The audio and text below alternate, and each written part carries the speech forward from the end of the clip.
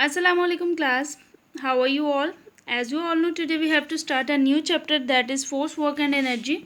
So without any delay, let's get started. In this chapter we will learn about force, kind of forces, energy and its sources, change of energy from one form to another. So in today's topic let's get started. We pull and push so many different things during the day. It's on page number 87. All our movements are the result of some kind of force. The movement of the hands of a clock, the airplanes flying in the sky and the leaves rustling in the wind are also due to force. पूरे दिन में हम बहुत सारी चीज़ों को पुल भी करते हैं, पुश भी करते हैं. पुल का मतलब होता है खींचना और पुश का मतलब होता है धक्का देना. ठीक है, जैसे हमें कोई भी चीज़ अपनी तरफ खींच रहे हैं, ठीक है, दैट इज़ पुल. तो हैव यू एवर थॉट कि ये सारी चीज़ें किस तरह से होती हैं? किसी भी चीज़ को जब हम ज़ोर लगाते हैं तो वो अपनी जगह से कैसे हिल जाती है? ये सारा कुछ फोर्स की वजह से होता है. ठीक है, अगर किसी मशीनरी में अगर क्लॉक में हैंड, उसके जो टाइमर्स होते हैं, टाइम वाले जो दो हैंड्स होते हैं, वो किस वजह से चलते हैं? फोर्स की वजह से चलते हैं. हवा में जो प्लेन्स हैं वो किस तरह से उड़ते हैं? फोर्स की वजह से उड़ते हैं. Even the leaves on the plant और ट्री, ठीक है, वो भी अगर मूव कर रहे हैं, हरकत कर रहे हैं, तो वो भी किसी न किसी फोर्स की वजह से करते हैं. Even the movement of earth is the result of force. Earth की जो मूवमेंट है वो भी फोर्स का रिजल्ट होती है. दस फोर्स इज अ पुश और पुल दैट मूव्स और स्टॉप अ बॉडी. तो फोर्स क्या है? एक पुश या पुल है, कोई भी जो कि किसी भी बॉडी को रोकता है. ठीक है, रोकता है या उसको हरकत देता है. जैसे अगर कोई बॉक्स पड़ा हुआ है, हम उसको धक्का देते हैं तो वो अपनी जगह से हिल जाता है. ठीक है, इसी तरह अगर कोई चीज़ चल रही है, जैसे बॉल मूव कर रहा है, हम उसको पकड़ लेते हैं तो वो रुक जाता है. This is all because of a force. In our body force makes our heart beat and makes lungs take in air. हमारी बॉडी में भी फोर्स काम करती है. हार्ट जो है वो उसको बीट करने में हेल्प करती है. हम जब सांस लेते हैं तो हमारी लंग्स जो हैं वो फोर्स अप्लाई करती हैं. विच यू फूड, खाना चबाते हैं हम, लिखते हैं, walk and exercise due to force. Each and every activity in our body is done by the force. ठीक है, there are many different forces acting around us. हमारे इर्द गिर्द बहुत सी डिफरेंट फोर्सेज काम कर रही होती हैं. यहाँ पे सबसे पहले लिखा हुआ push. The next time you get up from a chair observe your movements. अगर आप अब previously might possible you haven't observe, लेकिन अगर अब आप चेयर से उठते हैं, ऑब्जर्व योर मूवमेंट्स. किस तरह से आपने अपने मूवमेंट्स को ऑब्जर्व करना है? You will notice that you first push against the floor with your feet and then pull yourself up.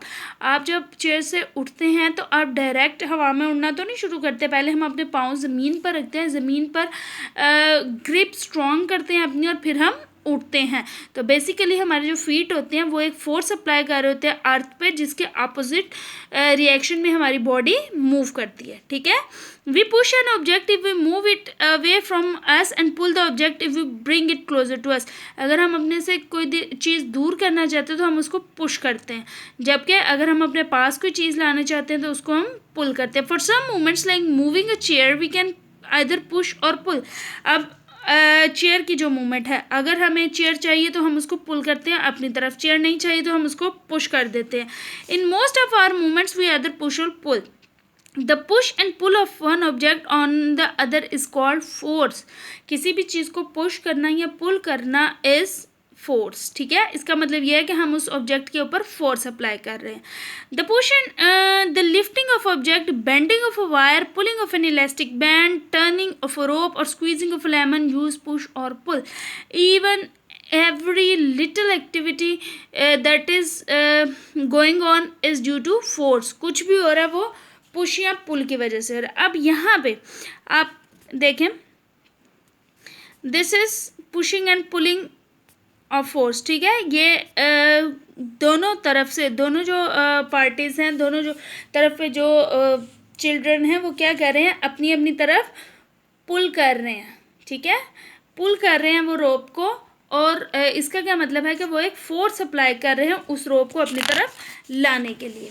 What can force do? Force से क्या क्या हो सकता है? Move an object. Force can move an object. Force can stop a moving object, force से कोई भी object move भी कर सकती है, मूव करती हुई ऑब्जेक्ट रुक भी सकती है। चेंज स्पीड और direction of a moving body, या फिर किसी भी चीज़ की डायरेक्शन जो है वो चेंज करती है। Change the shape of an object, या फिर ऑब्जेक्ट की शेप चेंज कर सकती है। You must have notice the word push और pull written on the doors of certain shops, जब आप शॉप्स विजिट करते हैं, जैसे अगर बड़े स्टोर्स में चल जाते हैं तो वहाँ पे भी दरवाज़ों जो उनके एंट्रेंस डोर होते हैं वहाँ पे लिखा होता है, या तो पुश लिखा होता है या पुल लिखा होता है। पुश का मतलब क्या है कि आपने दरवाजे को अंदर की तरफ धक्का देना है जिससे वो अंदर को खुलता है, और पुल का क्या मतलब है कि हमने उस डोर को बाहर की तरफ खींचना है। When we push our hand against the shut door, it opens. Here is the hand is creating a new force. Thus the door opens. A force starts the movement. ठीक है, ये जो मैंने अभी आपको एग्जांपल दी कि अगर हम उसको पुश करते हैं तो बेसिकली पुश या पुल जो है वो हमारा हैंड कर रहा है, हमारा हाथ जो है वो फोर्स अप्लाई कर रहा है। In a moving car the driver uses the brake when he sees a cow in front, अगर कार चला रहा है कोई तो ड्राइवर जो है अगर अपने गाड़ी के सामने किसी को भी देख ले, like here cow is written, तो वो क्या करता है, ब्रेक अप्लाई करता है, उसका पाँव जो है वो फ़ौरन से ब्रेक अप्लाई करता है, यानी वो फोर्स अप्लाई करता है जिसकी वजह से गाड़ी रुक जाती है। The brake acts in the opposite direction to the car's motion and stops it. Here a force stops a movement, force जो है वो किसी भी मूवमेंट को स्टॉप कर रही है। यहाँ पे हमने मूव ऑब्जेक्ट के बारे में पढ़ लिया, मूविंग ऑब्जेक्ट को स्टॉप करने के बारे में पढ़ लिया। A ball thrown by a bowler moves in one direction, bowler जो है अगर बॉल करवा रहा है तो वो एक डायरेक्शन में मूव करता है, ठीक है। लेकिन the batsman swings his bat and the ball swings to one side and flies away to boundary, here forces changes the direction and speed of movement.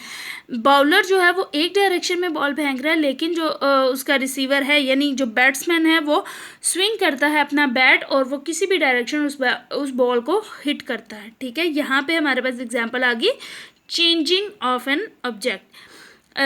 Place an empty plastic bottle on the ground and jump on it. अब last जो हमारा था change the shape on object के force shape किस तरह से change करती है, तो अगर हम ज़मीन पर एक प्लास्टिक की बॉटल रखते हैं और उस पर जंप करते हैं तो क्या होगा, वो प्लास्टिक बॉटल जो है वो स्मैश हो जाएगी, स्क्वीज हो जाती है, ऐसे ही होता है ना, शेप ही उसकी चेंज हो जाती है। These are some of things that force can do.